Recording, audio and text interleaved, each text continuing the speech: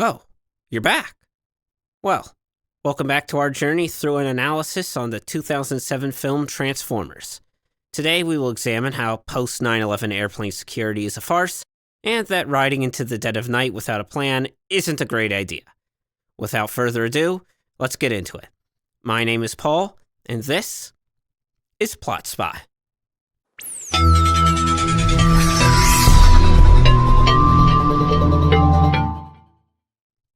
Welcome to Plot Spy, the place where we analyze stories and try to determine what makes them succeed or fail. Last time we saw Sam buy Bumblebee, the US government beginning their response to the attack on Soxon, and Scorponok and Sam acting equally cringe. Now, while Sam is loving this new phase of his life, let's check in with our analyst friends. They're having trouble pinpointing what country the signal came from. Maggie also speaks for the first time, revealing she's Australian? No way, this is nothing like what the Chinese are using. I mean, it makes sense. Rachel Taylor is Australian. It's just a bit random. Did she move here? No one mentions that she's from another country like they do with Carly in Dark of the Moon, so I almost wonder if she is American, and you're just supposed to pretend you don't notice the accent. Not a big deal, just an oddity. Meanwhile, Air Force One is flying through the skies, and while we check in with the crew, we hear Keller say on the news, We will hunt down this enemy. When we do, we'll know just what to do with it. Okay, a little dark. I mean, sure, the enemy should be made to pay for this attack, but do you want to say it like that? It comes across as more than a tad maniacal and sadistic. Anyways, we cut to Frenzy getting out from under this guy's chair in the aircraft cabin. And here we see demonstrate a classic example of filmmakers getting too wrapped up in what the camera sees that they forget how real life works. You see, Frenzy has his head poked out from behind this guy's chair, only to pull it back in just before a woman walks by. Now, on a surface level examination, this shot works. Frenzy's head is out of sight by the time the woman enters the frame. So, we're all good, right? Well, no, because real people in three-dimensional space see things from angles other than the camera angle. The camera is just for us. She is walking toward Frenzy. She should easily be able to see him. Now, sure, you can argue that she was looking another way, but due to the small cue of the man smiling at her, I think we're supposed to infer that she is smiling at him. Therefore, she is looking at him, meaning that she should see the alien robot sticking his head out in an obvious way. I mean, I'm no expert on social interactions. I'm a proud introvert and can sit in silence with other people like it's nobody's business. But even I know that much. Also, I believe this gentleman is supposed to be Secret Service, judging by his earpiece, so you would think he would be tuned into possible threats lurking inches away. And as far as the woman, if the editing is indicating that she is the same one who later doesn't see Frenzy standing mere feet away, I guess she's as dense as a sack of rocks too. Before we continue with the hijinks and shenanigans of Air Force One, we hear this news broadcaster say, Apparently, there are very few survivors. Yes, Mr. President. What? When were survivors found? They never mentioned that. Could some have been found? Sure, but Keller seems to be under the impression later in the film that there aren't any. Survivors. It actually would make sense with the sequels if they had found some. Glenn Morshower could have reprised his role as Colonel Sharp instead of recasting him as a new character. But, again, Keller seems oblivious to this revelation. I think this is an editing slip-up, given the flow of the rest of the movie. Unless it's actually an early appearance of unreliable TV journalism. You are fake news. So the woman, whose name is apparently Tracy, goes into the president's room after being summoned and, hey, it's George Bush! Can you wrangle me up some ding-dongs, darling? I can't believe the filmmakers actually got the president to do a cameo for the movie. That's so cool. Wait a minute. That's not George Bush. That's some phony. Hey, what are you trying to push on us? Movie ruined. Again. Anyways, Frenzy decides to take this time to sneak around Air Force One in plain sight, not alerting anyone somehow. So Frenzy gets on the elevator, and Tracy gets on the elevator, and Frenzy transforms into a radio, and Tracy takes him off the elevator and sets him on this box. not thinking much about what this radio is doing here in the first place. Hey, look at this radio I found! Then Tracy drops the procured ding-dong and somehow doesn't see Frenzy standing right there. I know that he kind of blends in, but I think if you were standing that close, you would notice him. And then oh God, what is she doing? Don't eat it off the floor! Oh my God, what's wrong with you? That floor hasn't been cleaned since Bush's father was president. Damn right it is. You should be ashamed of yourself. After Tracy leaves, Frenzy comes out of hiding and begins hacking the POTUS mainframe. Maggie and the other analysts detect the attack and alert everyone else that the attackers are in the network again, stealing information and planting a virus at the same time. This is a good escalation in the Decepticons' tactics. They first tried to steal the information they need from SockScent and were foiled in their attempts. Now they are going to plant a virus at the same time to bring the US to its knees and prevent them from interfering again, which would have led to the Decepticons' victory if not for the Autobots' arrival. Not bad thinking, Starscream. Maybe he should be in charge rather than Megatron. Assuming, of course, that he is the one that came up with it. Given his role in later movies, I'm not so sure about it. Maggie tells the brass to cut the network hardlines, which is the second time the order has been given in this movie.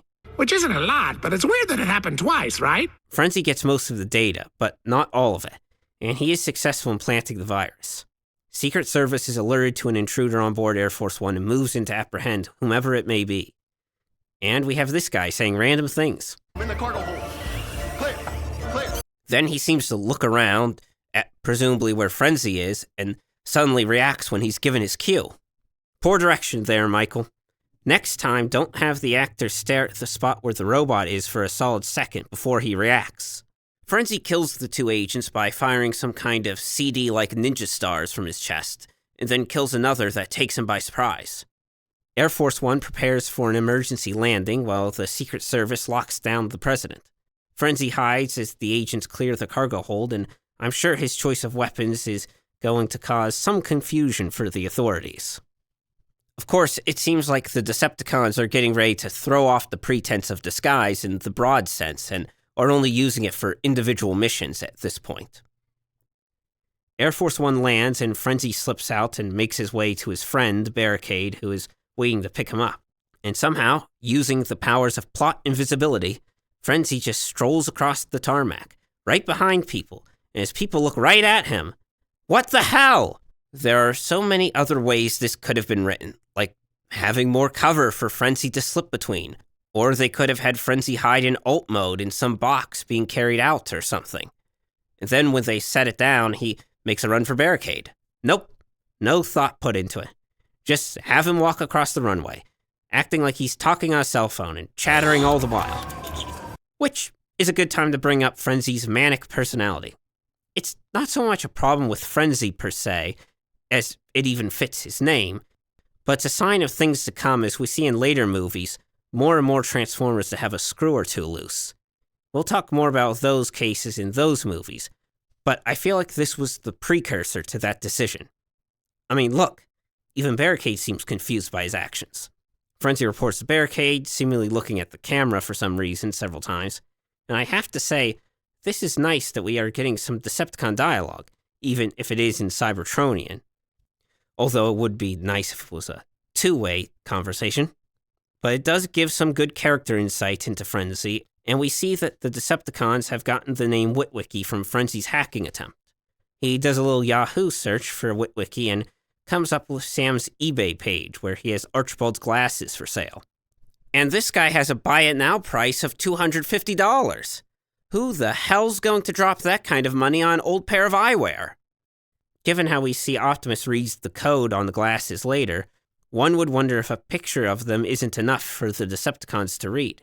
However, I think it's fair to give the benefit of the doubt that a picture would not be high enough quality and that the angle would be wrong to properly read them, like taking a bad picture of a barcode that's also askew.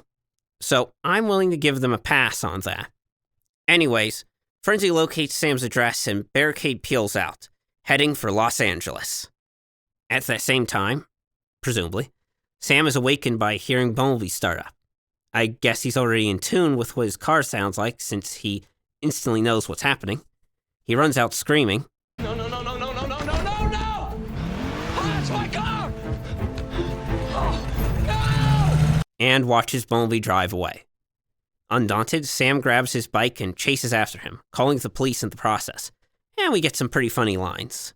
Where you going with my car, buddy? Where you going? I'm in pursuit, right? I need all units.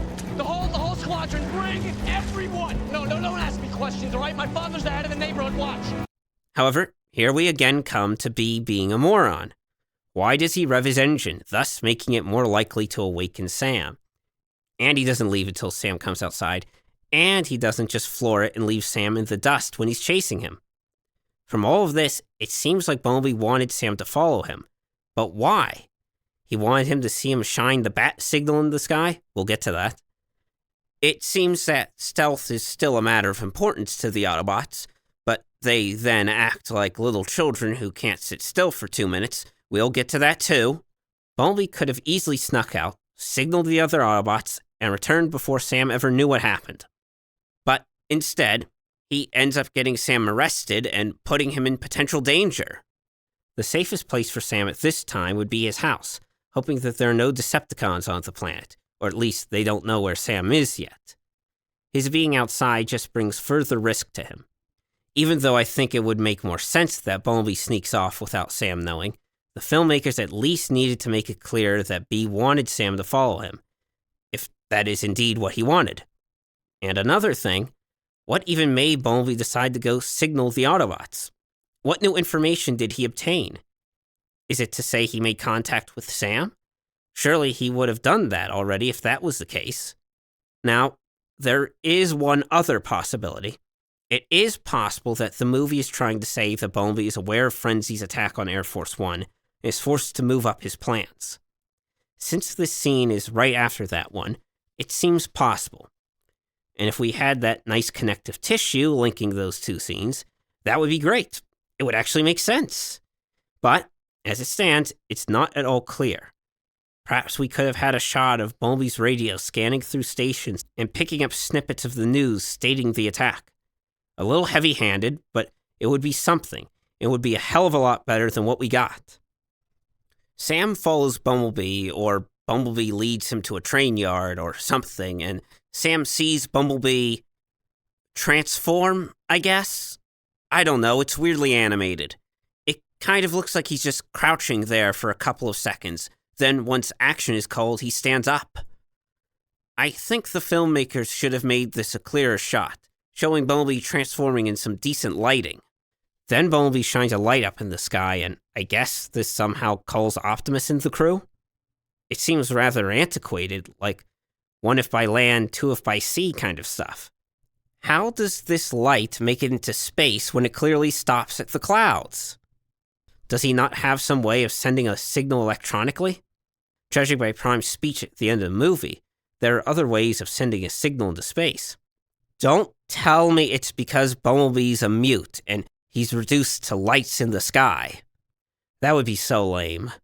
Sam then makes a recording on his phone about his car being alive and confesses about his stash of dirty magazines under his bed. Then I guess he tries to go find Bumblebee, only to trigger the guard dog NPCs who would like to battle. He tries to run, but the dogs chase him into a silo where they trap him on a couple of barrels. Luckily, Bumblebee comes to the rescue by smashing inside and scaring the dogs off by making them disappear in between shots. He circles around Sam, who runs out into the waiting arms of the police, who promptly arrest him. Apparently, Bumblebee is somehow able to avoid detection, probably related to those powers of spatial displacement he used on the two canines. At the same time, or perhaps the next day, Keller goes into a meeting with a bunch of military officers discussing the files that were stolen as well as the virus. They don't know what info the hackers got, and they have no way of getting rid of the virus. So far, it appears to be passive, but it adapts, or one could say transforms, to counteract whatever they throw at it. They worry that it will activate at some point and cripple the defense network. Maggie also sneaks in to add her 2 cents to the convo. One of the generals speculates that this is the beginning of an attack against the US, and that the only countries that could have this kind of technology are Russia, China, or North Korea. Reasonable guesses, but this kind of attack is too advanced even for them, which Maggie points out soon enough. After trying to downplay her achievement of detecting the hack by saying it was the team, one of the generals fires back that it must be North Korea since they have doubled their naval activity. Maggie reasonably points out that it could be a precaution since we're doing the same thing, which leads the general to make this smug face. But Maggie is absolutely right. And I'm not even saying the US is wrong to prep its troops for war, but surely this is not beyond the grasp of the minds of the military that our enemies would do the same. The sheer arrogance of this guy is something else. Maggie then goes on to suggest the attacker is some kind of living computer, which, of course, is not far off the mark. Keller interrupts her, and to his credit, seems to be willing to hear her theory, if she can bring proof for it. But at the same time, he has to run a tight ship, and can't let people go off half-cocked with wild theories they pull out of their ass. And of course, that's what Maggie sets off to do. Find proof, that is, not pull a wild theory out of her ass. Good scene overall, except for this moron. Much better than this waste of space. We have Bumblebee to thank for this time eater, folks. If he had just snuck away in the middle of the night while Sam slept and returned before he woke up, Sam wouldn't have been arrested, and we wouldn't have been subjected to this horror. We cut to a police station where Sam is trying to convince a couple of hoodlums pretending to be cops that he saw his car stand up last night. Understandably, the cop doesn't believe him and thinks he's on drugs. Which, you know, he may be, but that's beside the point. What's not understandable, though, is that he thinks Mojo's pills are drugs that Sam's taking. Mojo. Is that what the kids are doing now? A little bit of mojo. Now, I'm no expert in the art of illegal drugs. Really not in legal drugs either, for that matter. But I think when you procure drugs from a seller, they don't typically come in an orange pill bottle stamped with the drug's street name. Surely any cop would know that, right? He is a cop, right? Right? What was that? You eyeballing my piece, 50 Cent? Oh, you wanna go? Make something happen, do it. Because I promise you, I will bust you up. What the hell is this bullshit? Words are just flying out at us from the screen. Nothing makes sense. It's all nonsense. It only gets worse in this movie series. My God, what did I get myself into? Are you on drugs? Yes, Sam, he is, because everyone in this movie, and everyone who helped make it, were certainly on drugs. You know what? I take back what I said earlier. I must be on drugs too, to spend hours of my life doing this, when I could be doing something more productive like smashing my head in with a microwave. What a waste of screen time. It serves nothing more than, I guess, paying off Mojo being on pain pills and perhaps setting up Simmons later repeating words back to Sam that he never said at the police station. He just stood up. Last night at the station, you told the officer your car transformed. A much more productive scene could have been showing Sam and Ron walking out of the police station with Sam trying to convince his dad that his car had driven itself and transformed into a robot. Kind of like this deleted scene. Now tell me what happened. No, you said you'd pick me up, no questions asked. I know, that was the deal. Pop, remember how Great Grams pretty much flew over the cuckoo's nest? Think it could have been passed on to me like a mutant with wiki gene? Ron could have said that he thinks he must have imagined it and that he shouldn't go around telling people his car transformed unless he wants to end up in a psych ward, and then they could have addressed an important point. What do they do about the missing car? That's never brought up. Sam just freaks out when he sees Bumblebee again, but it's never mentioned that the car that they just dropped 4 Gs on is AWOL. There, Hollywood, I fixed this scene in 5 minutes, and I'm sure it's still not very good. You're welcome. God, I'm going to need to take some mojo by the end of this. In fact, I think I'm going to go do that. I'm sure I can scrounge some up somewhere. While I go track some down, let's end the video here. Next time, we'll cover Scorponok finally doing something productive, And even Bumblebee decides to do something as well. But until then, let's go out and find more stories to experience. Then I'll meet you back here where we'll examine another one. Until next time, I've been Paul, and this has been Plot Spot.